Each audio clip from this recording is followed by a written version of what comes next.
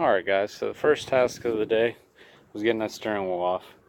And I just cut it with the Sawzall to get the rubbery plastic off, and then took the grinder and cut through both sides up to the shaft, and then it just split right off. The steering wheel was junk, so nothing I could do. What cracks me up is the one place I could have cut, because I couldn't tell where the keyway was, cut right through the keyway. Couldn't do that again, and plus it was so rusty that the bolt broke off in there. I tried rocking it back and hammering it to get the bolt jarred loose, but it still broke, so chuck that in the lathe, my buddy's lathe, and turn that and put a new thread in there. It'll be good. Or try to weld a nut to that and turn it out. But I just thought that was funny. Couldn't do that again if I wanted to. Right down the freaking center of it. So I got another steering shaft upstairs. I'm just going to throw that on and put these spacers and everything on it. Put the other wheel I have on it, and then we'll have that done.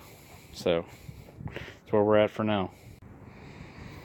Alright guys, so I dove into it a little bit more. I did get the steering wheel all in there. In the center cap, it's a little bit crooked, or it seems a little bit crooked. Need to straighten that out. I got a choke cable on there now, which surprisingly, the one off the custom worked. All I had to do was trim it a little bit to go around this guy for the hydro lever. I don't know if you can see that. Just had to trim the body of it because it wouldn't let me mount it. The wiring, I tried making it work, so now I gotta try to make it work a little bit better, I assume. I did disable all the safety switches. I thought that that's probably what was wrong, but no. When I get in here, the star solenoid's completely rusted loose, not attached. The ground wire I see is broken off now. I thought it was attached, which that would be a big problem if that's not grounded. So gonna take the star solenoid I got from the ST10s, put on here. I won't need this ground wire. Put the white wire to the post on the star solenoid. Bada bing, bada boom. We'll see what happens, but it will start, or it'll crank before I put the battery tray back in, because these bolts are a bitch to get to. So gonna play with that a little bit, see what I can come up with. I'd like to get that fixed, get the battery tray back in it, get the motor mounted so I can put all the tin work back on it, and then she'll be cruising hopefully. Oh, and I gotta put a choke cable in it still, and a headlight switch, the hood cable, which I tried finding. I know they're up there, but I can't find them for some reason. I know they gotta be sitting right next to each other, so they're up there somewhere. Get a yellow cover for the pulley, and I bet you if these are the same as the SS tractors, I have one of them colors in yellow, or covers in yellow, so get this looking more complete and happy. And then that lever for the hydrostatic, get that working so the little button works, and then we'll pretty much be done. Fill the gas, put some gas in the tank, and see if it sucks it up here, and see if it'll run and move on its own power. So let's see what we can do. Alright, went up in the Horde, found a nice older style solenoid, and got that ground out of there. Them bolts weren't even bolts anymore, they were just remnants of a bolt. Couldn't even put a socket on it, so gonna try and retrofit that in there. It's kind of funny, it even has a white wire, just like must have came off another Sears, of course, but we're gonna get that in there, see what we can do with it. Hopefully that was the issue, which, judging by the old solenoid over there, how rusty it is, I would almost have to guess that that's what was wrong. So we'll see. Okay guys, it's been a while since I chimed back in on here. Got a lot done in the meantime. Went upstairs, found all the covers that have been missing. This one doesn't seem to want to line up. I don't know if it's focus, there you go. I don't know if it's hydro specific. I'm gonna have to look at my GT18s, but this doesn't want to, there's something goofy going on. Also got the front little PTO, which I'm gonna look and see. I don't know if there's supposed to be a gap on the top left and right. Got the grill all situated. All the wiring's done. I even went all full bore, got all the lights working. We have a choke cable now. The ST10 strikes again.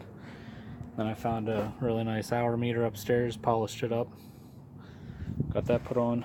new ignition switch, rerouted the battery cables, got the new starter solenoid back there, all the metal ground down with a nice ground on it.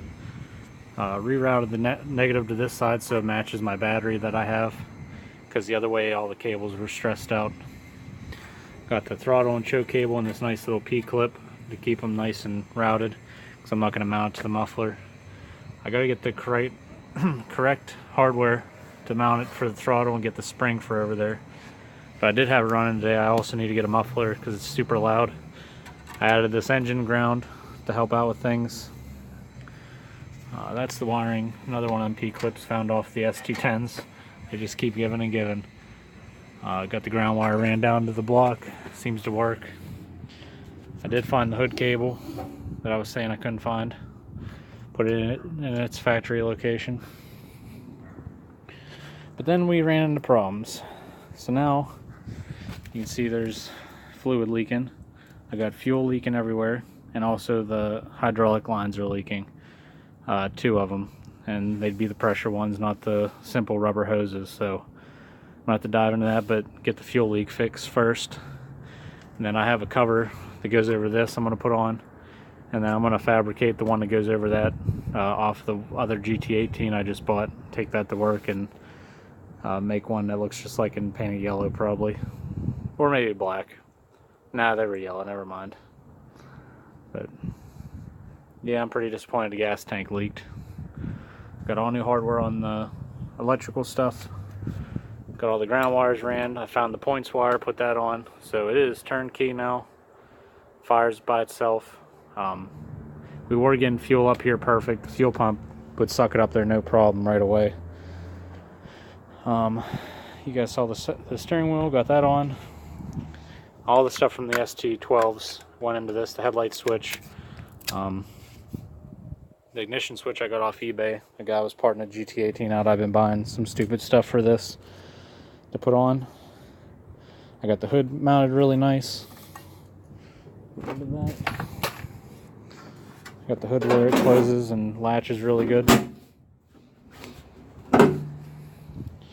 So sucks to the dash really good, because that always bothers me when they're all bow-legged out and not lining up to the hood. Just noticed that needs to get routed a little bit differently. That fuel line, it's pinching with the hood shut. Oh, I got the hardware on the front wheels, so that's working out a lot better than the cotter pins. I'm probably taking them hubcaps off because I don't like the way they look. But she's coming along, coming along. I did have it to where it was spinning the hydro pump, but there was no movement from the tractor, so I don't know if it's out of fluid or what's going on. The more I looked at it, there's a metal tube that kind of goes in a big loop, and that's what your dipstick is, but the dipstick's not that long. So it must read just residual in that line. So we could be out of fluid because of that leak, and that's why it's not moving. So until I drain it, I'm going to talk to Hugh about it, because he'll have the best knowledge on this rear end, and see where you drain it, where you fill it. I was poking around. I saw a drain plug on the back, but I would assume that that's gear oil. So didn't look it up yet. Probably take the easy, lazy way out and just ask Hugh and see what he says. But once it runs and moves, I'll get some nice, cooler looking tires and clean it up some more, and I'm going to fix that front grille, get that to where it's a little bit more tidy. But all in all, it's starting to look a lot nicer.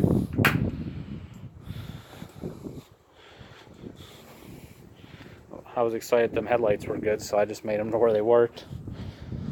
I figured while I had all the my electrical toolbox, I read one down here, might as well fix it all. So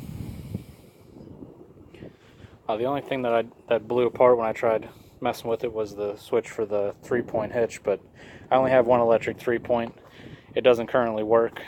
I thought about making it work and putting it on this one because I thought it'd be perfect for this guy, but that's for another day. I don't mind the manual ones.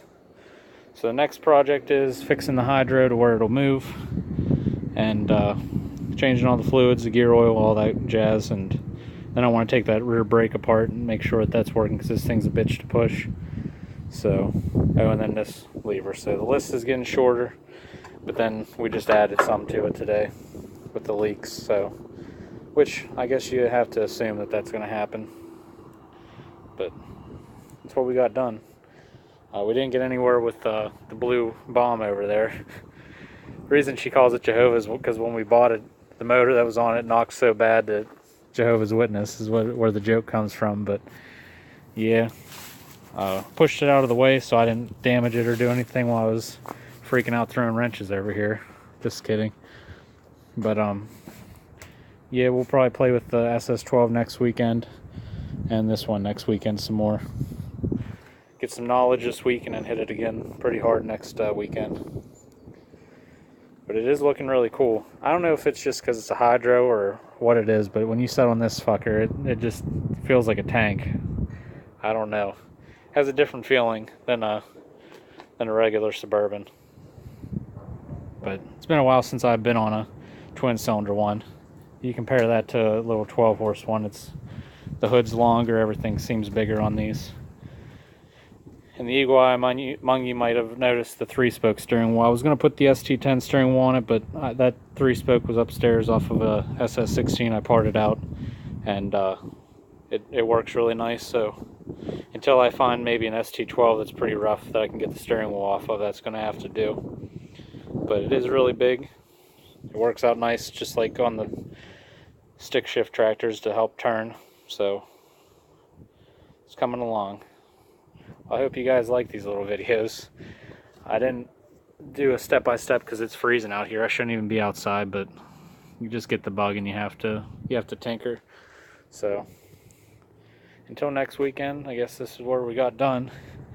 I still got to cover up this one, and this one's, I mean, yeah, I don't have any tarps, so I guess it's gonna have to set out. An old chicken dinner with the side pipe here is gonna get covered up. But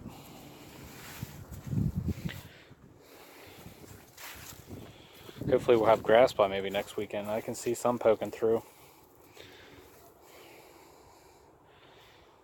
And then we got to get back on Krusty over here. Do some wiring on him. Because that thing used to run perfect. I love that one. This one should be pretty easy. The thing that's going to take the longest time is getting the battery tray and the clutch rod and some miscellaneous stuff hooked up to make it to where it functions. But even that's not going to be hard. And then finding a gas tank that's the correct one that doesn't have rusted pit holes in it to put on there. And then wiring the headlights, that's the only other thing I got to wire because the rest of the wiring's in there.